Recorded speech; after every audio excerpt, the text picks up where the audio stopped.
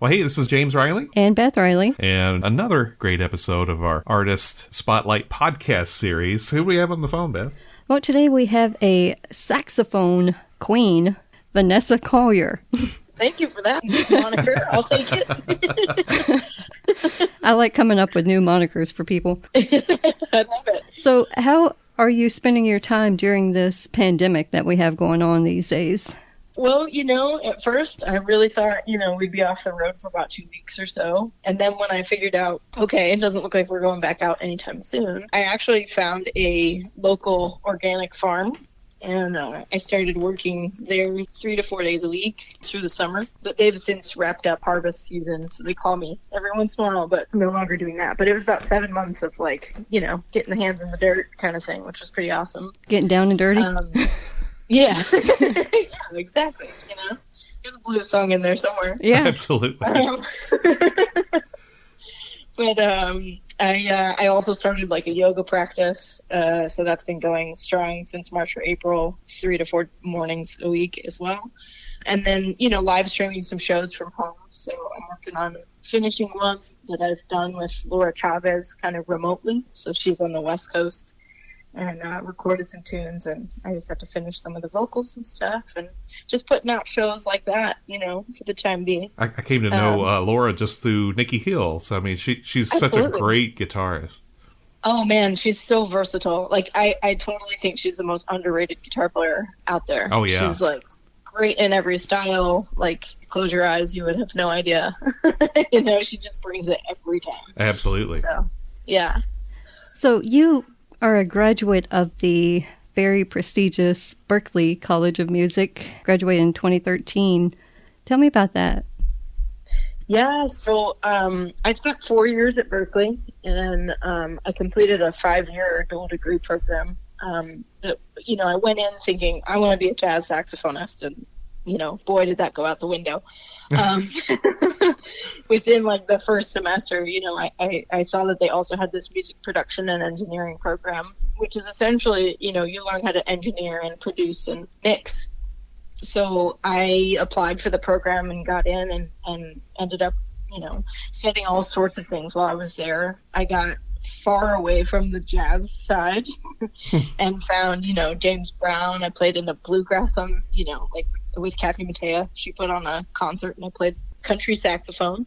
And, a lot of people, Patrice Rushen came through. My commencement concert was Willie Nelson and Carole King and Annie Lennox. And then they brought along Chris Christopherson as well. So I got to play in the band behind them. I mean, Berklee just kind of opened my eyes to a lot of things that you can do in music. So it's allowed me and given me the skills to record from home. So I've recorded the last 2 records, both the vocals and the saxophone, the horn work, all from my bedroom, which is very cool. It's much more relaxed and saves me a little bit of money too, so I can keep making records independently. So Berklee was a great step in my career. I'm super happy that I went, and it's a great program for sure.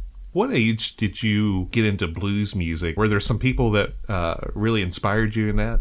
Honestly, it was right from the start, but I didn't know anything about it. So middle school, 6th grade jazz band was 6:30 in the morning, and I was not a morning person. And I'll tell you that 12-bar blues at 6:30 in the morning totally made my day, So it started then, and then, I got to study with this fantastic saxophone player, Chris Vidala, he was a saxophonist, woodwind player for Chuck Mangione for 20 plus years. I studied with him for 7 years. And, also he was first call for Aretha Franklin, Stevie Wonder, the NSO in DC, anybody who was rolling through town. And so I got this wide, vast knowledge of the saxophone repertoire, from the classical stuff to the jazz stuff to the funk stuff, blues, R&B. I mean, you name it, and I kind of got in with him. I drifted away from it for a while and then found my way back to the blues, honestly, through playing with Joe Louis Walker my senior year.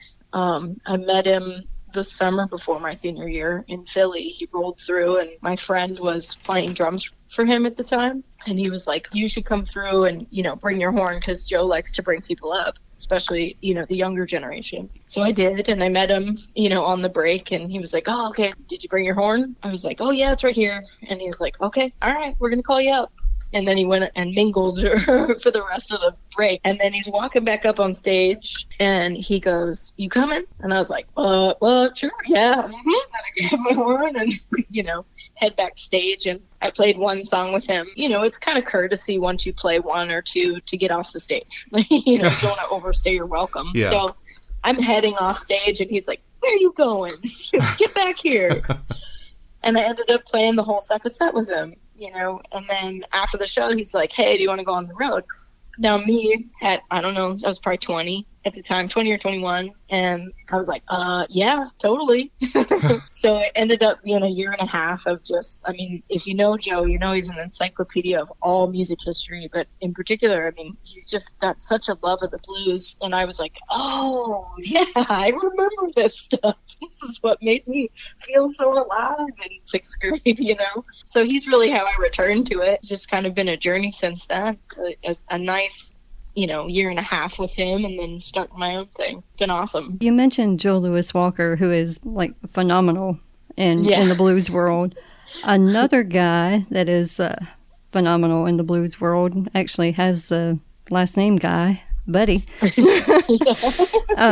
You got some attention from him too, right? Yeah. We were on the Blues Cruise, and he sometimes would invite people up. So at this point, they invited me and Marcus King and Kingfish and Mr. Sip all up to play, and we're all kind of like trading back and forth. And then I think I surprised him, that I had something to say as this tiny little girl, as most people seem to see me as, So I surprised him, and we ended up like trading back and forth, and it was a lot of fun.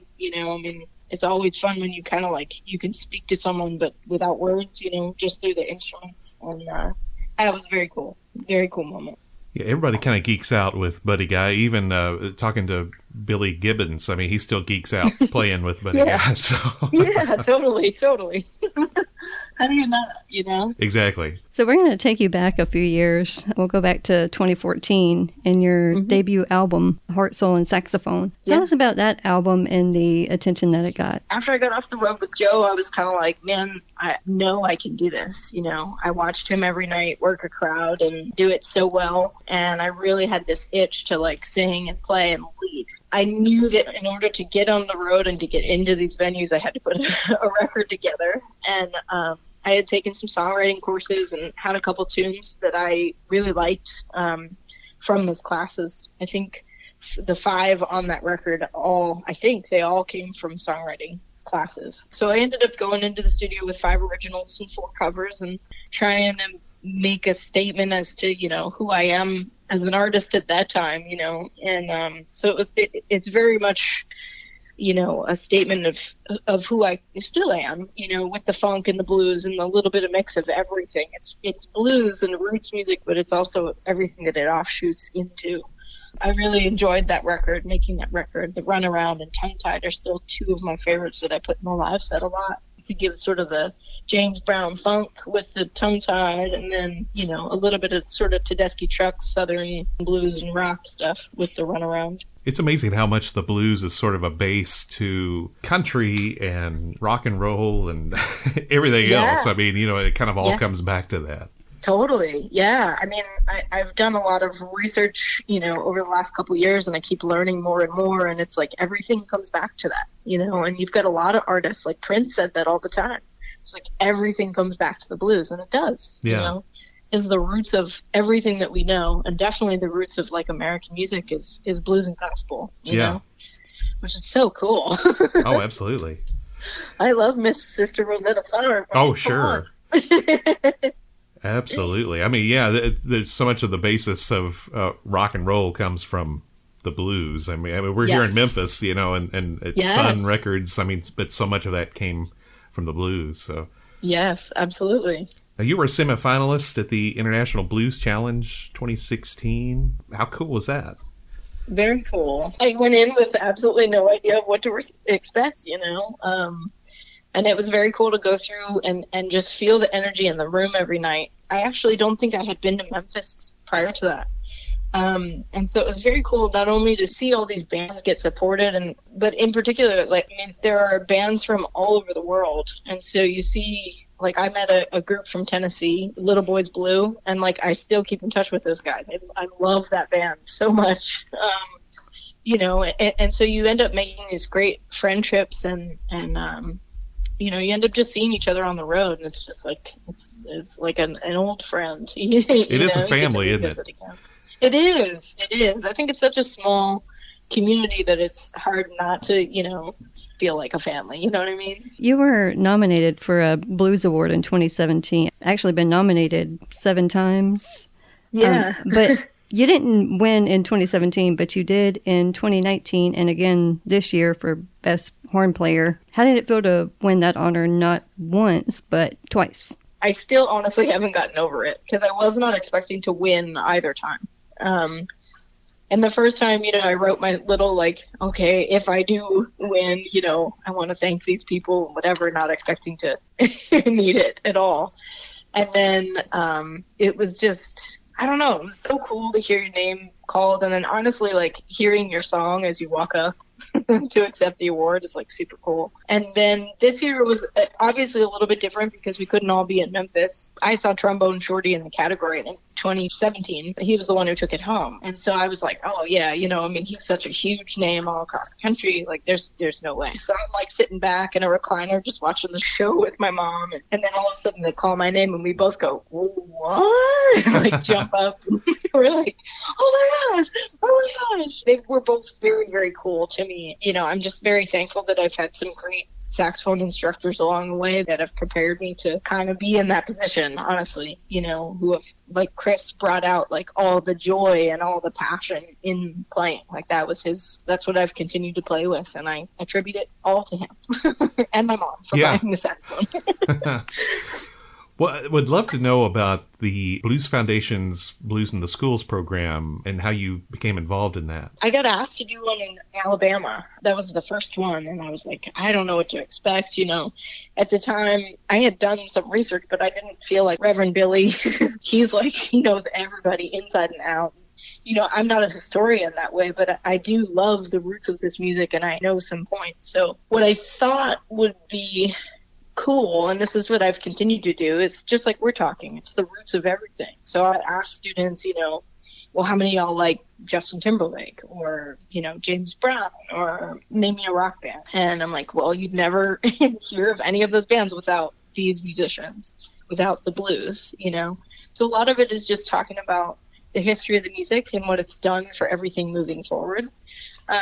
And also some of it is like, hey, you know, the blues is not the I lost my baby all the time music. It has life in it. It also has other messages. And so I'll show them those things as well. You know, that first one was awesome because we played, like, the T-Bone Shuffle, my T-Bone Walker, right? And I swear, it was 2 different groups, and I think, like, 50 to 60 kids hopped up on stage and just started, like, hip-hop breakdancing and just dancing to the T-Bone Shuffle. And I was like, this is exactly what this is supposed to be. You know, this is exactly the point, is to bring together all these influences, and it just unifies everybody. And so that's what I try and do with each one of those things is I tailor them based on what the people want me to talk about, but generally that is my message. It's like, here's the roots of it, and also, like, whatever your passion is, go for it. So they're very cool. I love doing all the Blues in the School stuff. They just bring so much joy to my life. Your 2018 album, Honey Up, spent 9 weeks on the Billboard Blues chart. Yeah. How would you describe the difference between that album and the 2 prior to it? I think Honey Up for me was the first one where I really felt comfortable taking the reins. I think the first 2 I was way too diplomatic. And I don't mean that in a way, like, I still love both of those records, but the third one is very much a statement of me. And I think that's what every record should be. And, you know, the first 2, I tend to be, like, very diplomatic, and I want to hear everybody's opinions. And I, you know, like, I'm like, oh, okay, well, we'll try that, you know. And for me, Honey Up is a record that, like, everything from the songwriting to the production to, it was just all my decision, for better or for worse, you know. I love it because of that. It felt so free to make a record without, a record label telling you what you needed to do and how you needed to do it and what was possible. I just felt like I had grown as an artist in a way that I knew what I was looking for and knew how to get the sounds. And I worked with a great team for that one that I repeated with the latest record as well. Speaking of albums, you had one came out this year, Heart on the Line. Tell us about that. And was it difficult releasing one during a pandemic? I had originally set that release to be May of this year. Of course, with the pandemic, I had to push everything and just thought it was a smarter decision. But at the same time, I came to the realization that this record I'm probably the most proud of. Of course, it's the most recent, so there's that. But it also, again, is just a further statement. 8 of the 11 I wrote. The other 3 I arranged to be me, essentially. I think everything from the songwriting to the production to the horn parts to, just the finished product with the mixes. We got to spend a little bit more time with everything. And I think with that little bit of extra care and a little bit of extra time, it feels like a perfect record to me, of a statement of me at this point in my life. It is, I think it's perfect. This is a statement of me at this particular time. If I release it next year, maybe I'll want to release another record, and this one will just sit in the can. So I just figured it's done, it's ready. I just want people to hear it. So I released it in August, and it's gotten some great airplay and great response, and kind of talking about the production and talking about all the things that I love about this record, which is very cool to see come to fruition. So what is next for you? Do you have any upcoming projects, anything in the works? I have lots of ideas always. I always say I have the next 2 records in my head. That's usually true. So I have an acoustic one that I have not written, but would love to do a duo sort of acoustic record with Laura Chavez. So that's always in the back of my mind, as well as another band record at some point. But I'm thinking I'm actually going to get sort of a saxophone course up and running, especially with the pandemic. I figured there's lots of people at home that people always tell me oh, I wish I had never put down the saxophone or, whatnot. And so I figured I would just put together a course of 10 videos or so and get people started on that. I also teach, so I have continued teaching all through the pandemic. So it's, something that comes natural. I have this other project that's, again, I have 4 songs already sort of arranged in my head for it, to do sort of a meeting of friends from my past, from musical different points, that we've met each other along this musical journey and all kind of collaborating to do a couple of these cover songs, and redo them much like I did Super Bad on the last record, So lots in the works. Just have to sit down and do it. That's all. Yeah. Okay, well, so here's a question it's a little cheesy, but it's always fun to just see what people say with this. So not to scare you. And we like cheese. we like cheese a lot. This is the painful part. Okay, so I'm sure you've thought this. You've probably asked it to other people. Thinking of 3 to maybe 5 albums that you just can't live without, of any genre. Just something that you're okay, well, if I was, the Desert Island Disc thing, I have to have these. Yes. Okay. I do have an answer for you. Okay. So I love Stevie Wonder, Songs in the Key of Life. Sure. I love Cannonball Adderley's Mercy, Mercy, Mercy. It's this live record. I love it. The Wood Brothers. I could go with a lot of different records, but I like the Muse, from their collection. And then most recently, I really love the Highwomen. Okay. I was born in Texas, so I grew up on country music and hearing the vocal harmonies and that sort of older style country just totally speaks to me. And the fact that it's, 4 women, they're all phenomenal. So how can people find out information about you? Do you have social media? I know you have social media. I know you have Facebook because I found you on there. And a question about that before you answer this one. You had a blue shirt that had a pig on it with a saxophone. Yes. Okay. More importantly, how can people find that shirt? I'm just kidding. Yes, so you're talking about the sweating like a pig, singing like an angel shirt. Yes. Yes. So that one, actually, she was 12 at the time. She's now 14. But my sister designed that one for me, which was she drew it for me, which was really awesome. But that shirt can be found on my website, which is vanessacollier.com. And, that'll also link you to all the social media. So there's a link for the Facebook and Instagram and Twitter and all that. I don't get on anything else because that takes up enough of my life. But I am present on all of those. So, but the website is the hub for sure. We want to thank you very much for taking the time out to talk to us. And it was a pleasure getting to know you a little bit better. Absolutely. Yes, thank you so much for having me. It was a pleasure talking to y'all.